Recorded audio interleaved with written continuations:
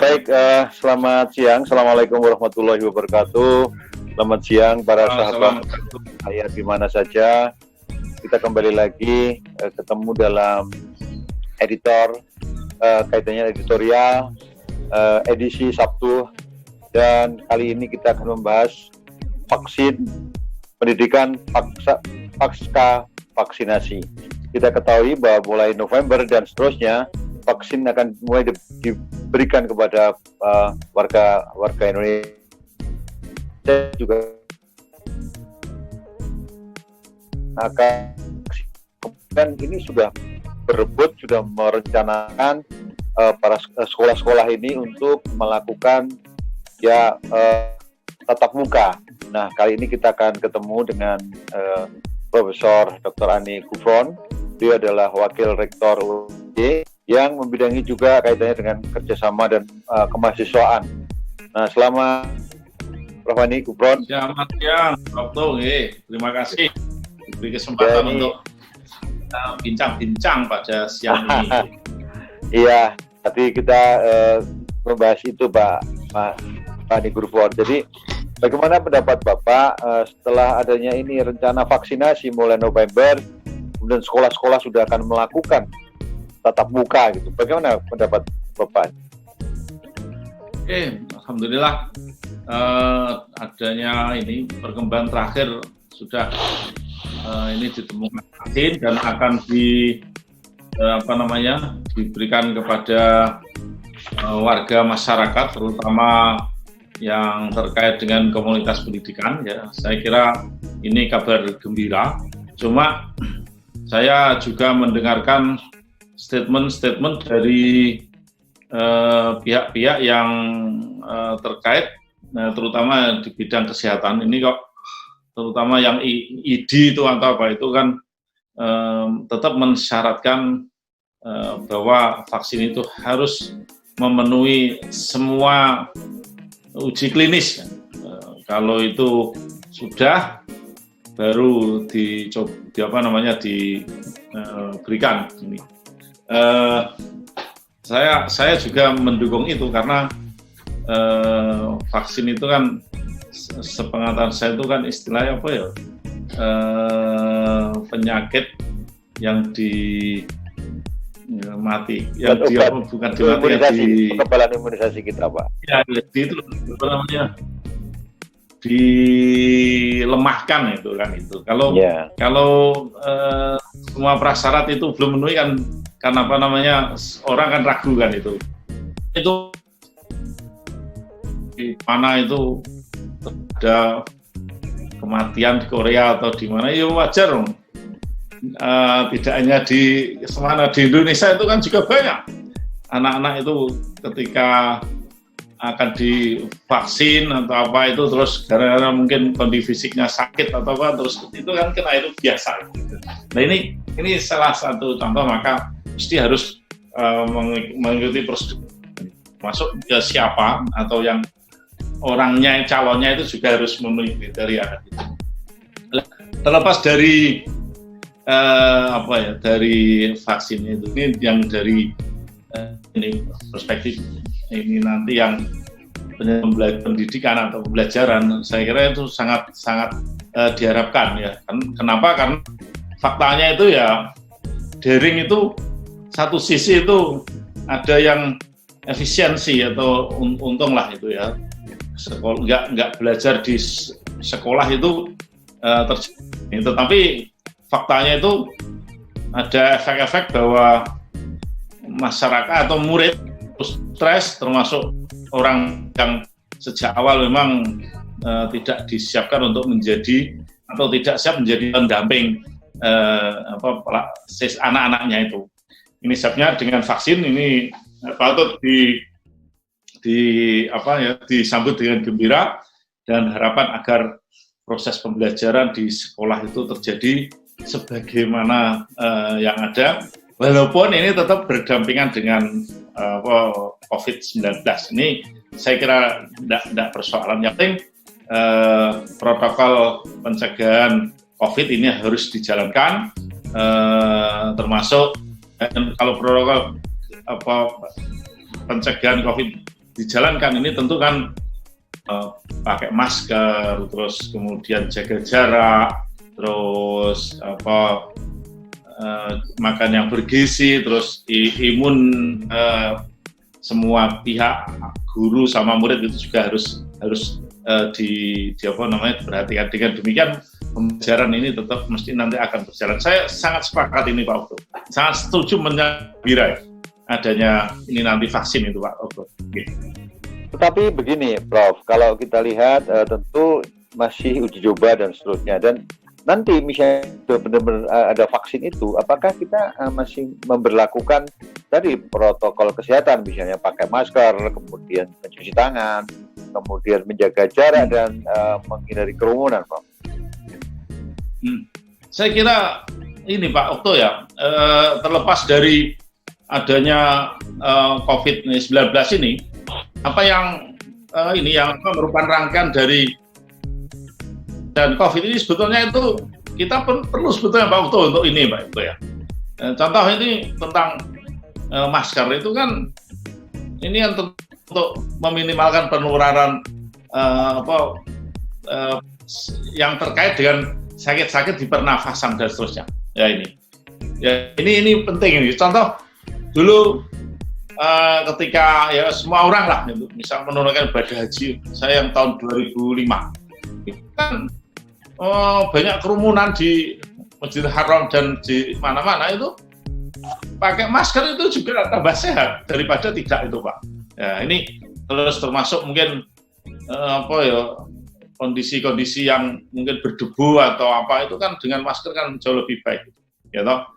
Terus juga tentang jaga jarak itu juga, terus kemudian kebersihan dijaga, tangan itu, dan ini itu bagus itu. Andai kan tanpa ada COVID kita menyelenggara itu luar biasa bagus.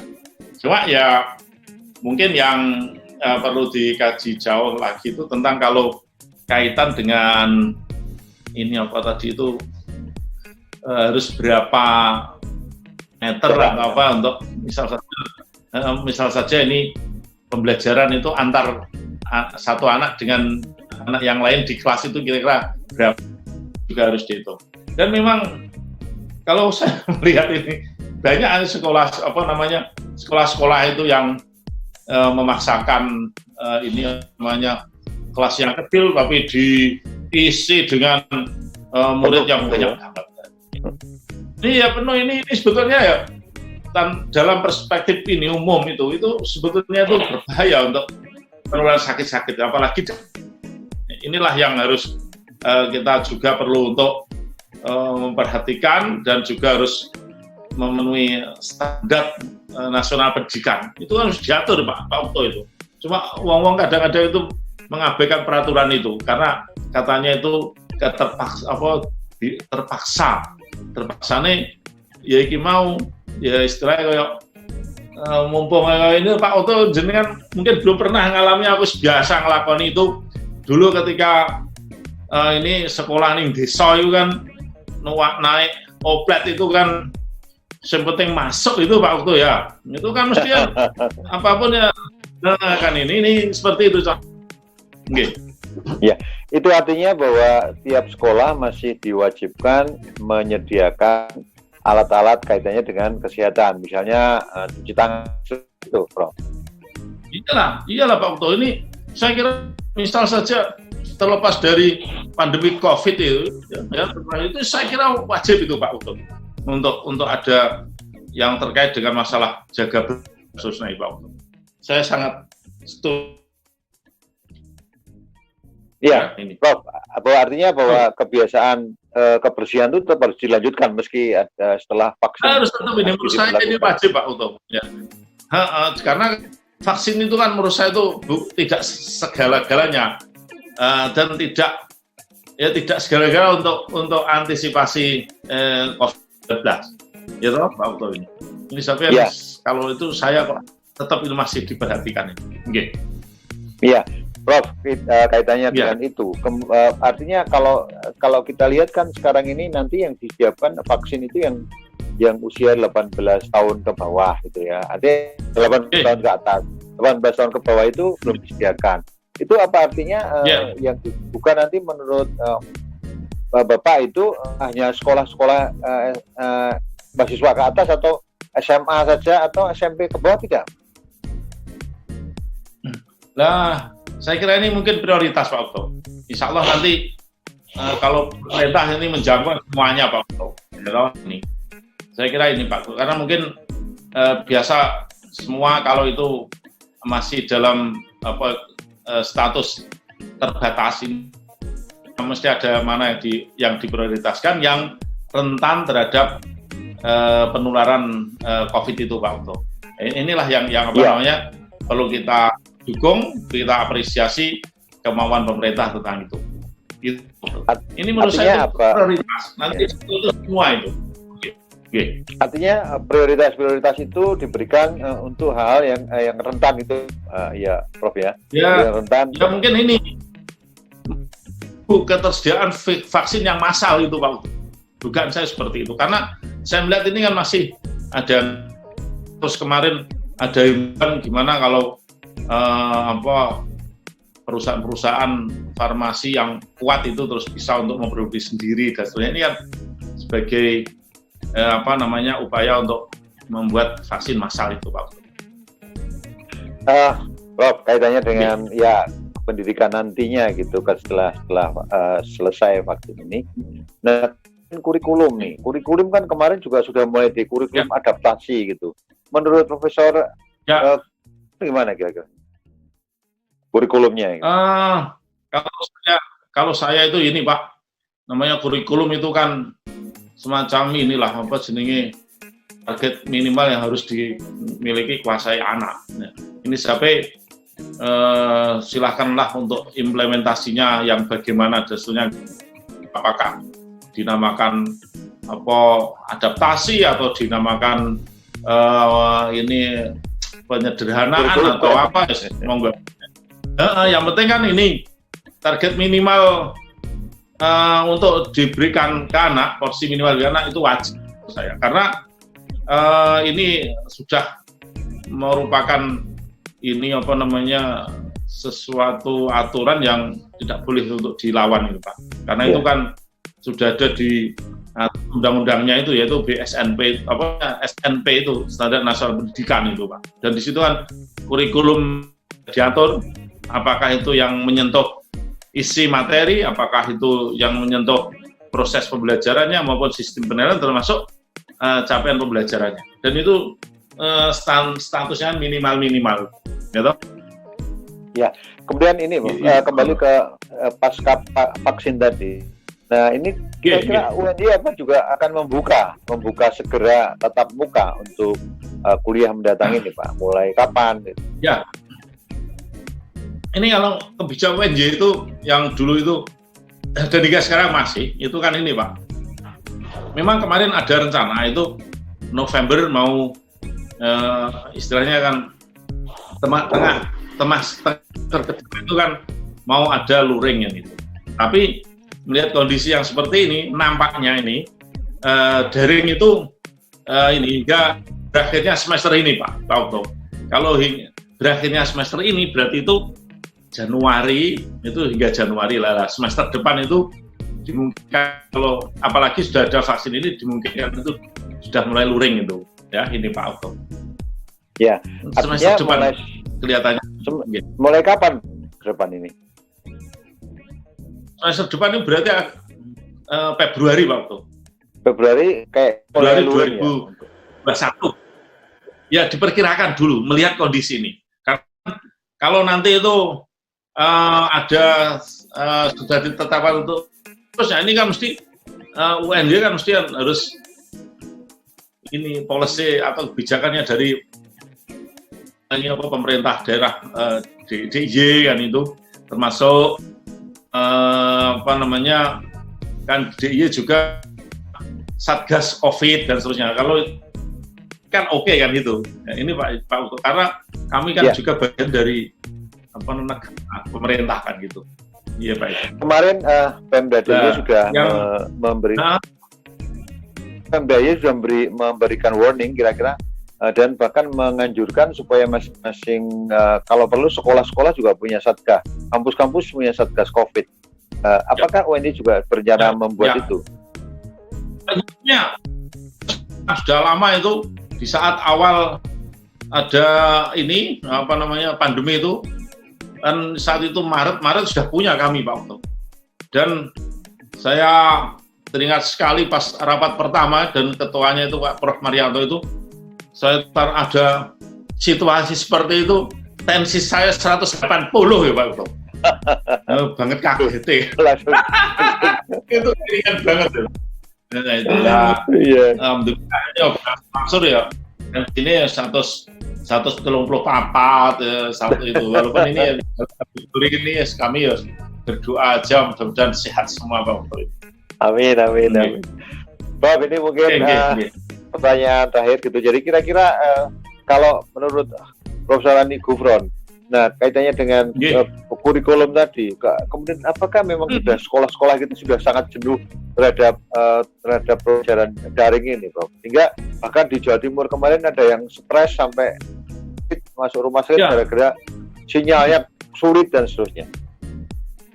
Ya ini Pak Okto, dengan fenomena itu kan sementara kan bisa tarik kesimpulan bahwa pembelajaran itu kementerian sudah memberikan bantuan kuota, terus sekolah itu juga sudah melatih guru-gurunya untuk melakukan pembelajaran daring dan sebagainya. Tetapi dari yang ada di sekitar sekolah ini yang nggak gampang Pak Okto. Saya dari kuliah US itu mahasiswa saya itu kalau kuliah kuliah online itu naik di di pohon. Itu kan sebagai penanda bahwa dia itu juga wifi-nya atau yang dukung, termasuk untuk yang di sekolah-sekolah itu kasihan itu Pak. Nah, kalau di SMA mungkin lah, tapi SMP SD itu kasihan sekali, apalagi TK gitu. Cucu saya itu Pak Okto itu kan didampingi UT-nya itu kan sama bapak ibu itu yang ketika ditunjukin guru nih ini ada pembelajaran daring, itu mau dilihat saja itu enggak kan. Ketika saya bandingkan ketika bu gurunya itu visiting atau apa istilahnya kunjungan kunjungan di rumah, itu senang banget ya, beda banget dengan suasana kalau itu gitu. Nah ini kan sebagai penanda nampaknya walaupun secara teori itu bisa, dan tetapi faktanya itu ya nggak sebagaimana yang diteorikan itu. Karena apa Pak Okto? Kondisi rumahnya itu yang mungkin belum mendukung untuk kepentingan itu. Apalagi untuk orang tua yang sangat terbatas. Kemarin itu di KR kan dicerita ada keluarga yang HP-nya 1 tapi anaknya 3. Itu gantian sana ya Pak Okto, ya toh? Nah ini sekali itu. Ya HP-nya anak tergantung itu, aduh piye kan itu. Sampai pas tujuh, mudah-mudahan vaksin banyak, terus prosedurnya memenuhi uji klinik dan sudah layak untuk diberikan ke masyarakat, dan ini diprioritaskan untuk komunitas pendidikan, kesehatan ya, dan mungkin pemerintahan atau semoga, karena ini yang namanya masih terbatas, nanti kan lambat laun kan semua akan kenakan itu. Saya itu sangat mendukung ini Pak ya ini. Dan siapa-siapa mesti kuliah itu mesti lewat tatap muka daripada daring-daring itu. Iya betul itu. Pulsanya juga kan Pak ya. Baik itu. Termasuk itu. Nah, kata Pak Prof Yanto itu sing kaya saiki yang punya Zoom katanya. Iya. Iya Prof, barangkali kata-kata ya closing statement Bapak untuk sekolah-sekolah, guru-guru ini menjelang vaksin akan segera dibagikan, kaitannya dengan mereka bagaimana semangat mereka kemudian untuk siswa-siswanya. Silakan Pak. Oke, Bapak Ibu guru yang terhormat, ini mohon dengan sudah akan adanya ini ya vaksin ini ya mudah-mudahan segera terwujud, dan mudah-mudahan Bapak Ibu guru ini tetap punya semangat atau apa istilahnya semangat dan punya apa istilahnya ya keteguhan yang tinggi untuk tetap mengawal mendampingi anak-anak dalam sekolah, karena tanpa panjenengan semua itu kiranya pembelajaran itu mungkin nggak akan bisa mencapai targetnya. Faktanya ini daring itu ya menurut saya itu hanyalah suplemen, tapi utamanya itu interaksi belajar mengajar antara guru-guru dengan murid, termasuk dengan lingkungan dan seterusnya. Saya kira itu saya mengucap terima kasih ini ibu guru yang telah mengantarkan anak-anak menjadi yang unggul, dan sampai kapanpun ini tetap keberadaan guru itu nggak bisa digantikan oleh piranti ya, elektronik semodern apapun itu. Gitu Pak. Terima kasih Pak. Ya, baik, itu terima kasih Prof. Salani Gufron. Nah, para sahabat Kedaulatan Rakyat, sahabat Kedaulatan Rakyat sekalian, tadi sudah kita dengarkan saran-saran, kemudian komentar Prof. Salani Gufron yang memang membidangi masalah-masalah pendidikan, dan mudah-mudahan ini bermanfaat bagi dunia pendidikan. Mudah-mudahan juga segera pandemi. Terima kasih atas perhatiannya, Prof. Salani Gufron. Terima kasih. Wassalamualaikum warahmatullahi wabarakatuh.